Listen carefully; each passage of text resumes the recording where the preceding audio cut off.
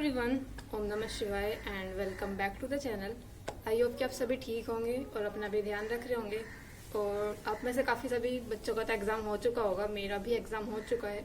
23 की second shift में था मेरा एग्ज़ाम। और अगर मैं बात करूँ तो मुझे बिल्कुल भी नहीं पता था कि इस तरह का कुछ एग्ज़ाम पैटर्न हो सकता है, क्योंकि हर एक क्वेश्चन एकदम अलग था। मतलब अगर मैं बात करूँ, सबसे पहले अगर मैं अपने ही सेट की बात करूँ ना, तो सब कुछ स्टार्टिंग ही सबसे पहले तो रीजनिंग से हुई थी। रीजनिंग कितना बेकार सब्जेक्ट, मतलब इतने सारे क्वेश्चन होते हैं। उसके बाद अगर रीजनिंग से स्टार्टिंग हो जाती है तो वैसे ही आपका देखकर ही बेकार लगता है कि पूरा दिमाग ही खराब हो जाता है। सच बताऊं तो हिंदी से स्टार्टिंग होनी चाहिए थी एक्चुअली में सभी पेपर्स की। मैं सिर्फ ये नहीं बोल रही हूँ कि मेरे वाले पेपर की हिंदी से स्टार्टिंग होनी चाहिए थी, सभी पेपर की हिंदी से स्टार्टिंग होनी चाहिए थी। तो सबसे पहले तो मैं बात करती हूँ, जब एग्जाम से 1-2 दिन पहले जब मैंने अपना एडमिट कार्ड डाउनलोड किया था तो उस पर लिखा गया था कि KYC वेरिफिकेशन के लिए कुछ लिखा था। तो वहीं से मेरा तो सच में बहुत ज्यादा दिमाग खराब हो गया था कि अब मुझे करना क्या है, इस चीज को मतलब मैं कैसे ठीक कर सकती हूँ और ये क्या चीज है, कुछ समझ नहीं आ रहा था। मुझे तो ऐसा लगा था कि शायद मेरा जो एडमिट कार्ड है, जो मैंने मतलब फॉर्म फिल किया था, वो रिजेक्ट हो गया है। वो पढ़ने के बाद जो वो लिखा हुआ था कि इस पर कुछ वो लिखा वेरिफिकेशन सेंटर पर तो होगा, लेकिन मुझे ये नहीं समझ में आता कि किस चीज का वेरिफिकेशन होगा मेरे, क्योंकि आधार कार्ड जो था वो मुझे तो मेरा तो ठीक ही था आधार कार्ड, फिर भी लिखा रहा था कि वो क्या क्या चीजें मतलब प्रॉब्लम दिखा रहा था। तो मैंने काफी बार ट्राई किया कैफे वगैरह पर जाकर, मतलब जो मेरे गांव में आसपास जो कुछ छोटी मोटी दुकानें हैं वहां पर जाकर मैंने उनसे पूछा भी कि अंकल ये कैसे ठीक हो सकता है, मतलब ये क्या चीज है, क्यों प्रॉब्लम आ रही है। तो मतलब मैंने बहुत ज्यादा परेशान रही सच बताऊं तो। उसके बाद पढ़ाई भी ठीक से नहीं हो पाई, क्योंकि उसके बाद फिर मैंने RWA पर अंकित भाटी सर की वीडियो देखी। तो अंकित भाटी सर ने भी बताया कि ये जो KYC वेरिफिकेशन के लिए लिखा हुआ आया है, इसके लिए आपको आधार कार्ड निकलवाना पड़ेगा ऑनलाइन, और पता नहीं सर ने क्या क्या बताया। उसको देखकर तो मुझे और ज्यादा घबराहट हो गई कि शायद मेरा तो रिजेक्ट ही हो गया ये, और अब क्या ही होगा। क्योंकि सर ने बोला था कि आधार कार्ड और उसकी जो ऑनलाइन कॉपी निकलती है वो बहुत ही ज्यादा जरूरी है। तो इसलिए सही में मुझे तो लगा था कि अब तो मैं एग्जाम ही नहीं दे पाऊंगी। बट फिर मैंने सोचा कि चलो जो भी होगा जो भी है, अभी तो फिलहाल पढ़ाई पर ध्यान देता हूँ। मैंने इसके बाद अपने सारे डॉक्यूमेंट रख लिए थे, 10th 12th और जितने भी हो सकते हैं, पैन कार्ड, वोटर ID वगैरह सभी चीजें रख ली थी। क्योंकि एक तो एग्जाम सेंटर भी मेरा पास में नहीं था, मेरा एग्जाम सेंटर बहुत ज्यादा दूर था। मेरे घर से अगर आप देखोगे तो बागपत और गाजियाबाद भी थोड़ा पास पड़ जाता है, लेकिन गौतम बुद्ध नगर, GB नगर तो बहुत ही ज्यादा दूर था और जाम वगैरह। तो इसलिए देखो एग्जाम 3 बजे था, लेकिन मैं 9 बजे घर से चलती थी, क्योंकि बहुत ज्यादा दूर था। सच में 120 किलोमीटर से भी ज्यादा दूर था मेरा एग्जाम सेंटर। तो मैं तो घर से सुबह ही चलती थी। पापा जी और मैं, हम दोनों गए थे। हम 9 बजे के आसपास ही घर से निकल गए थे, क्योंकि मुझे पता था कि पहुंचते पहुंचते तक ना वही टाइम हो जाएगा, और लेट होने से बेहतर है कि आप थोड़ा जल्दी पहुंच जाओ तो कोई दिक्कत नहीं है।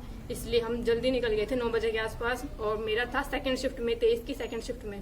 तो अगर मैं सही बताऊं ना, एग्जाम में एंटर करने से पहले मुझे कुछ भी नहीं पता था। मैंने देखा नहीं था कि किस तरह का पेपर आ रहा है और क्या ही होगा, क्योंकि मैं एकदम एग्जाम सेंटर के एकदम टाइम पर पहुंची थी। और उसके बाद भी वहां पर बताया था सर ने कि जिन भी बच्चों का वो KYC वेरिफिकेशन होना है ना, उसको रिपोर्टिंग टाइम से भी 2.5 घंटे पहले पहुंचना है। इसलिए और भी ज्यादा टेंशन थी कि अगर नहीं हुआ तो मेरे को तो वैसे भी बाहर ही कर देंगे। तो इसलिए मैं और भी ज्यादा जल्दी चली थी ताकि मैं अपना वो KYC वेरिफिकेशन करा सकूं टाइम से।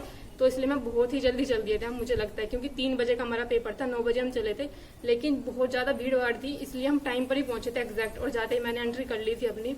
और अगर मैं बात करूँ ना, मतलब किस तरह का प्रैक्टिस सेट या जितने भी पेपर्स थे ना ये, और सबसे पहले अगर मैं बात करूं एंटर करने के बाद, चलो ना जो भी ठीक है, चलो हो गया था वो KYC वेरिफिकेशन, ज्यादा कुछ प्रॉब्लम नहीं हुई थी, आराम से हो गया था वो। स्टार्टिंग में तो मुझे लग रहा था कि पता नहीं क्या ही होगा, लेकिन वो सब हो गया था। अब अगर मैं बात करूं ना पेपर की, तो सच में पेपर का लेवल मतलब पता नहीं क्या ही दे रखा था। और GS में तो मतलब हम मेरे वाले सेट में देखो, मैंने आप सभी के तो देखे नहीं है कि सभी पेपर में कैसी GS आ रही है, लेकिन मेरे वाले पेपर में मुझे तो लगता है कि 15-16 भी बहुत ही कम बच्चों के हुए होंगे जिन्होंने बहुत अच्छे से पढ़ा होगा, क्योंकि इतनी ज्यादा डिफिकल्ट थी। और अगर मैं बात करूँ GS वाले पार्ट में, मैंने कुछ ज्यादा ऐसा पढ़ा भी नहीं था। मैंने ये सारी चीजें पढ़ी थी, जितने भी बुक्स होती हैं, जितने भी दिवस थे, जितने भी जो करेंसी होती हैं, ये सब चीजें, और इंडेक्स जितने भी थे। और मैंने इंडियन ज्योग्राफी और वर्ल्ड ज्योग्राफी बहुत अच्छे से की हुई थी। थोड़ा सा करंट अफेयर वाला पार्ट ही मान सकती हूँ जो मेरा थोड़ा वीक था, बाकी सभी चीजें मैंने बहुत अच्छे से पढ़ ली थी। और मुझे नहीं पता था कि इस तरह की भी कुछ चीजें आ सकती हैं, जिस तरह का मतलब एग्जाम के अंदर GS वाला पार्ट पूछा हुआ था। सच में इतना डीप में, और मतलब क्वेश्चन कुछ समझ भी नहीं आएगा आपको, उस तरह के क्वेश्चन आपने पढ़े भी नहीं होंगे। इस तरह के GST में से भी, GST मैंने बहुत अच्छे से पढ़ रखा था, लेकिन क्वेश्चन इस तरह के थे कि आप उनको कर ही नहीं पाओगे इतना पढ़ने के बाद भी। तो जो सबसे ज्यादा बेकार मेरा स्कोर रहा है वो GS की वजह से ही रहा है। जो लास्ट टाइम जो एग्जाम हुआ था ना, उसमें मेरे 200 नंबर थे, और जबकि मेरे GS वाले पार्ट में उसमें 26 से 27 क्वेश्चन ठीक थे।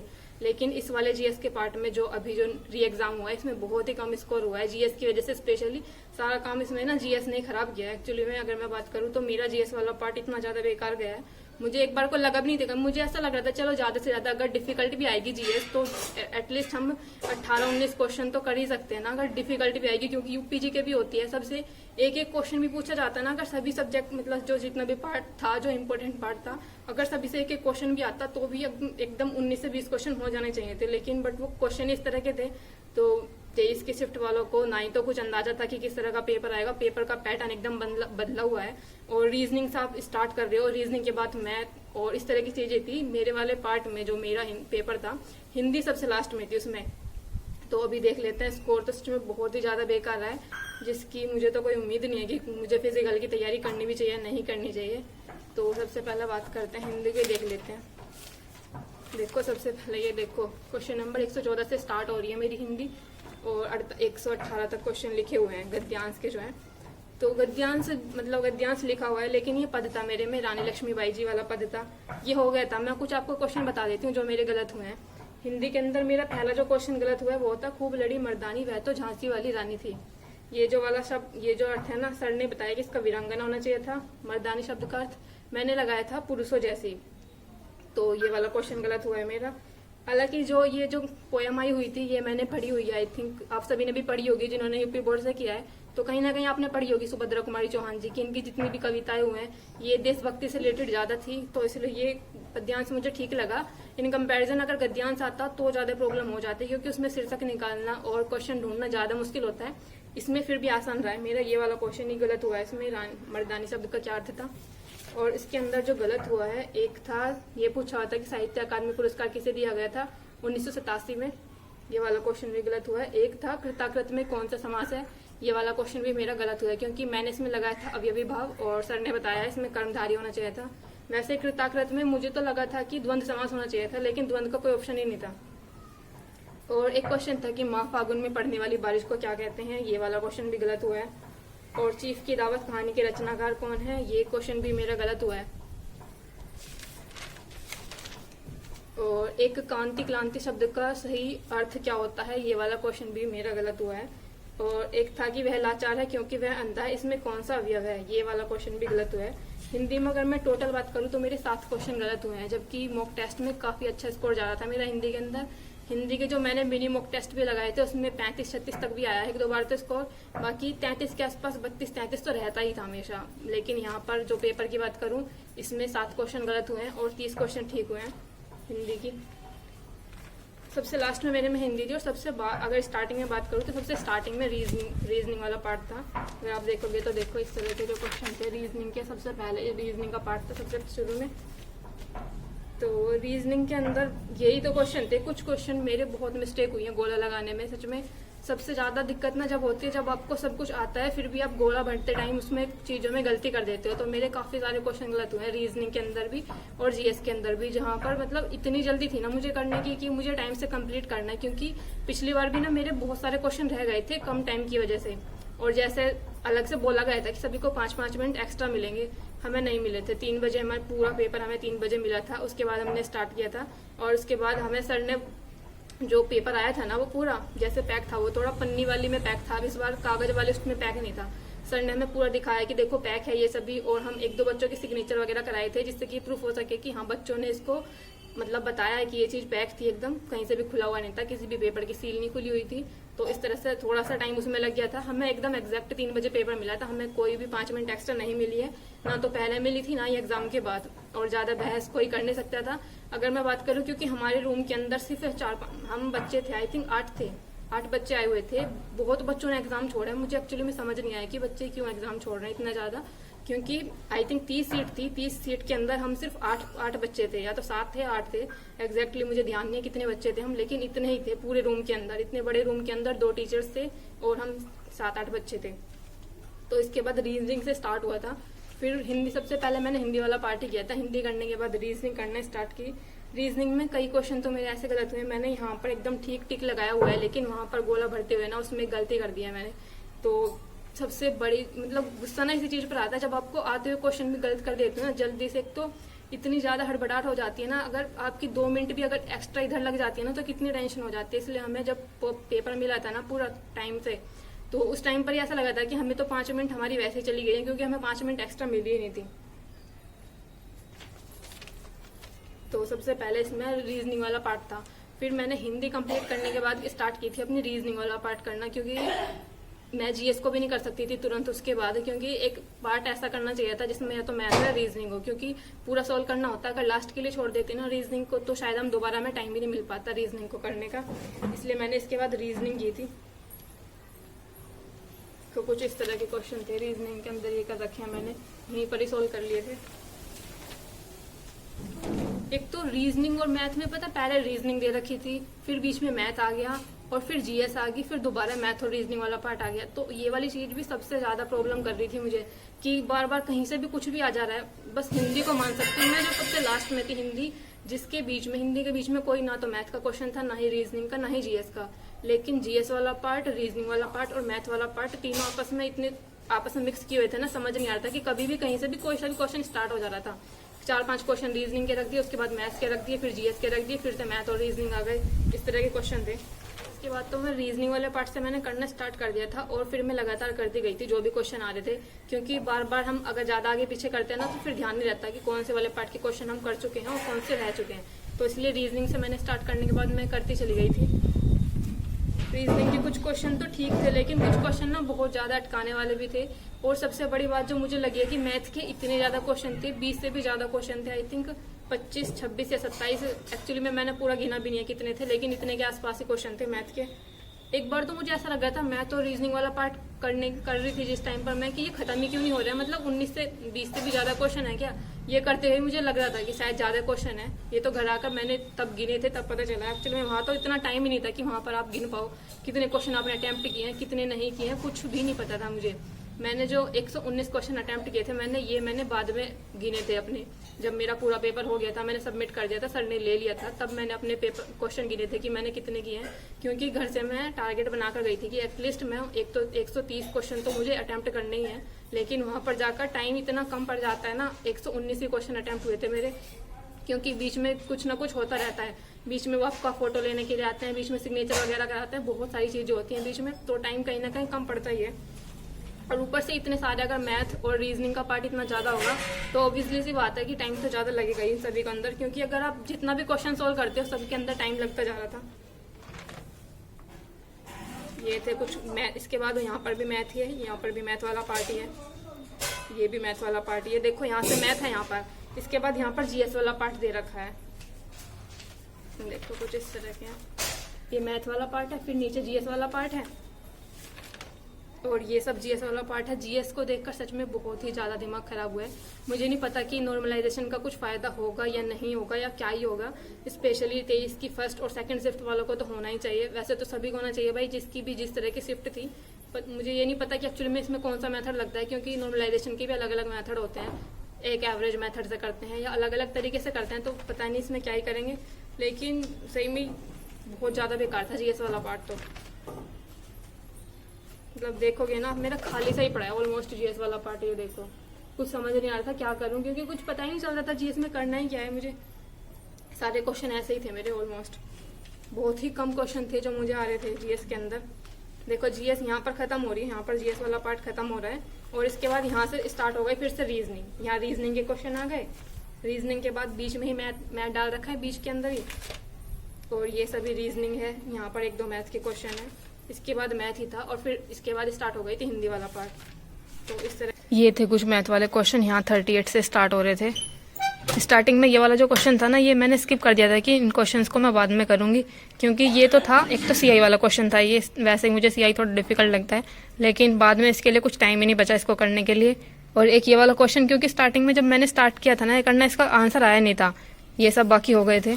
ये मैथ वाला पार्ट है, और इधर भी मैथ वाला ही पार्ट था। स्टार्टिंग में मैंने ये वाला क्वेश्चन भी स्किप किया था, क्योंकि ये समझ नहीं आ रहा था कि इसमें करना क्या था। ये वाले बाकी क्वेश्चन किए थे मैंने। मैथ में मेरा एक ही क्वेश्चन गलत हुआ था, जितने मैंने अटेम्प्ट किए थे उसमें से एक क्वेश्चन गलत था, बाकी सारे ठीक थे, और जो ठीक नहीं थे वो अटेम्प्ट ही नहीं किए थे मैंने, क्योंकि उनका आंसर नहीं आ रहा था, या बड़े बड़े से क्वेश्चन थे वो कुछ। ये वाला क्वेश्चन मेरा गलत हुआ है। और कुछ ये वाले क्वेश्चन थे। ये था जीएसजी के वाला पार्ट, जो कि बहुत ही ज्यादा बेकार था, कुछ भी समझ में नहीं आ रहा था इस वाले पार्ट के अंदर। तो देखो, अगर आप देखोगे ना, जीके जीएस वाला पार्ट मेरा बिल्कुल खाली ही पड़ा हुआ है, क्योंकि मुझे बिल्कुल, मैंने इतना डीप में नहीं पढ़ा था ये सभी पार्ट। जितना मैंने पढ़ा था उतना मैंने करा था, क्योंकि मैंने स्टैटिक जीके वाला पार्ट ही ज्यादा पढ़ा था, लेकिन वहां से बहुत ही कम क्वेश्चन आए हैं। तो अगर आप देखोगे ना, तो मेरा मोस्टली खाली सा ही पड़ा हुआ है जीके जीएस वाला पार्ट। देखो, ये सभी क्वेश्चन मैंने अनअटेम्प्ट ही कर रखे हैं, क्योंकि मुझे आते ही नहीं थे, बहुत ही कम क्वेश्चन हुए हैं मेरे जीएस के अंदर। गई थी लास्ट में यहाँ से, इसके पीछे ना जीएस थी, इस वाले पार्ट के पीछे। यहाँ पर फिर से देखो, क्वेश्चन नंबर 109 है, फिर से मैथ स्टार्ट हो गया यहाँ पर। तो ये चीज ना बहुत ज्यादा प्रॉब्लम कर रही थी कि कहीं से भी मैथ स्टार्ट हो जा रहा है, कहीं से भी जीएस स्टार्ट हो जा रही है। सबसे पहले रीजनिंग थी, फिर मैथ आया, फिर बीच में जीएस आई, फिर मैथ और रीजनिंग फिर से आ गए। तो ये वाली चीज भी बहुत ज्यादा प्रॉब्लम कर रही थी। देखो, यहाँ पर भी मैथ और रीजनिंग के क्वेश्चन है। ये वाला मैथ का है, ये रीजनिंग का है, और ये था हिंदी वाला पार्ट।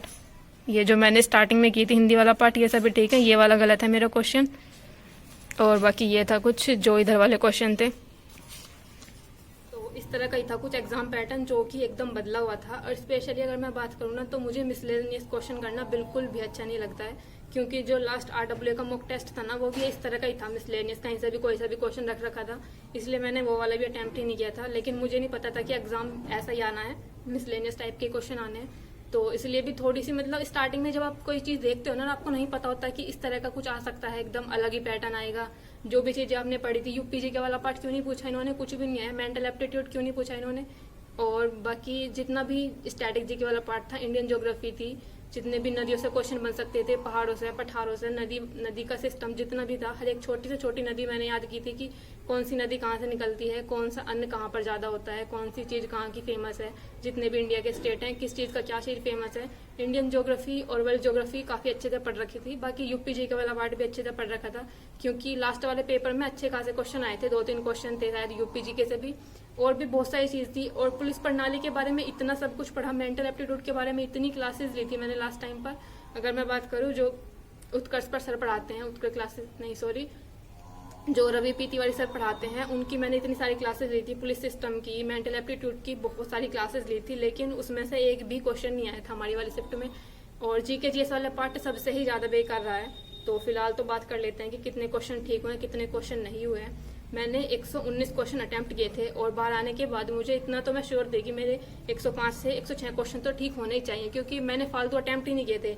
जिस क्वेश्चन का आंसर मैं कर पा रही थी, जिसका सोल्यूशन आ रहा था एकदम सही, मैंने वही क्वेश्चन अटेम्प्ट किए थे। जैसे मैथ हम करते हैं, तो अगर उसका आंसर मैच हो जाता है तो हम टिक लगाते हैं, नहीं तो नहीं लगाते। तो मैंने इस तरह से अटेम्प्ट किए थे। लेकिन जब मैंने घर आकर चेक किया ना, और मैंने अपनी बुकलेट सिले से चेक किया, तो एकदम सभी ठीक थे, जितने मुझे चाहिए थे, मुझे जितना लग रहा था उसके आसपास ही थे। लेकिन फिर मैंने सोचा कि एक बार इसको उससे और मिला लेती हूँ, जो हमारी वो होती है जिसमें गोले फिल होते हैं, वो जो अलग से सीट मिलती है एक। तो जब मैंने उससे मैच करने लगी ना, तब मेरा ध्यान गया कि मैंने कुछ क्वेश्चन यहाँ पर कुछ और लगा रखा था उन पे टिक, और वहाँ गोला भरते टाइम कुछ और लगा रखा है। किस चीज की गलती से हुआ ये मुझे भी नहीं पता। और अभी फिलहाल तो मोस्टली, मतलब जितना भी स्कोर बना है टोटल, उसके बारे में बात कर लेते हैं। सबसे पहले तो बहुत ही ज्यादा दिमाग खराब होता है जब आप सब कुछ आते हुए भी ना, जब चीज आप मिस्टेक कर देते हो, जब जो क्वेश्चन आपको आ रहा होता है उस क्वेश्चन को हम गलत करते हैं, तो सबसे ज्यादा दुख उसी चीज के लिए होता है। तो मैं बता देती हूँ आप सभी को कितना स्कोर है मेरा। हिंदी में मेरे 30 क्वेश्चन ठीक हैं और 7 क्वेश्चन गलत हुए हैं हिंदी के अंदर। और मैथ के अंदर मेरे 21 क्वेश्चन ठीक हैं। रीजनिंग के अंदर मेरे 36 क्वेश्चन ठीक हैं। मैंने इसको, मतलब हिंदी के सॉरी, मैथ और रीजनिंग के अंदर कितने क्वेश्चन गलत हुए हैं ये मैंने अलग से नहीं देखा, क्योंकि दोनों क्वेश्चन ना मिक्स हो रहे थे, कुछ समझ में नहीं आ रहा था इसको इंग्लिश, मतलब रीजनिंग में काउंट करूँ या इसको मैथ में काउंट करूँ, इसलिए मैंने इनको अलग अलग से नहीं गिना। लेकिन हिंदी एकदम अलग से समझ आ रही थी, तो इसमें हिंदी में मेरे 30 ठीक हैं, 7 क्वेश्चन गलत हैं। और मैथ के अंदर 21 क्वेश्चन ठीक हैं, रीजनिंग के अंदर 36 क्वेश्चन ठीक हैं। लेकिन जीके जीएस वाले पार्ट के अंदर मेरे सिर्फ 11 क्वेश्चन ठीक हैं। सबसे ज्यादा जो जीके जीएस वाले पार्ट की वजह से ही मेरा स्कोर बहुत ही ज्यादा बेकार हुआ है। तो बस यही कुछ क्वेश्चन थे। तो टोटल अगर मैं बात करूँ तो मेरे टोटल जो ठीक क्वेश्चन है वो 98 क्वेश्चन मेरे ठीक हैं, बाकी बचे हुए सारे क्वेश्चन मेरे गलत हैं। तो यही था बस, कुछ इतना मुझे लगा नहीं था कि इतना बेकार मेरा स्कोर रहेगा, क्योंकि अगर मैं बात करूं इतना तो मुझे लग रहा था कि मतलब मेरा पिछली बार 200 स्कोर था, तो इस बार एटलीस्ट हमने इतना सारा, हमें टाइम भी मिला है पढ़ने के लिए, सब कुछ चीजें हुई हैं, तो एटलीस्ट इस बार 200 थे तो अच्छा स्कोर होना चाहिए था।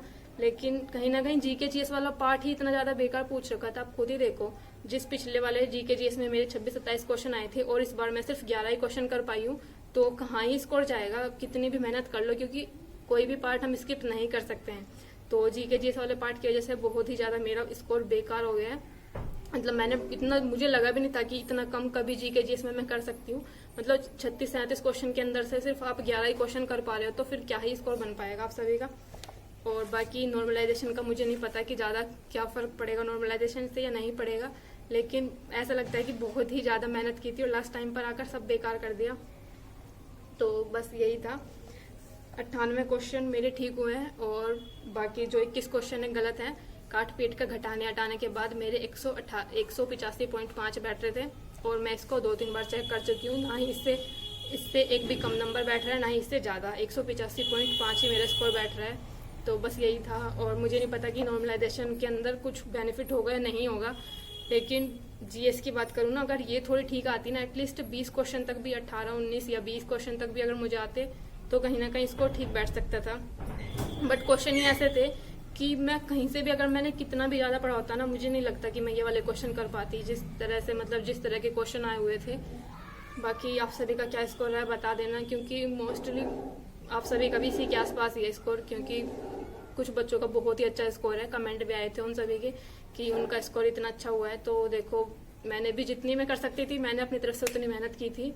और अगर मैं बात करूँ, कहीं ना कहीं मुझे लगता है कि मेरी भी मिस्टेक रही है। मेरे सेमेस्टर के एग्जाम चल रहे थे, मेरे 10 अगस्त तक सेमेस्टर के एग्जाम थे।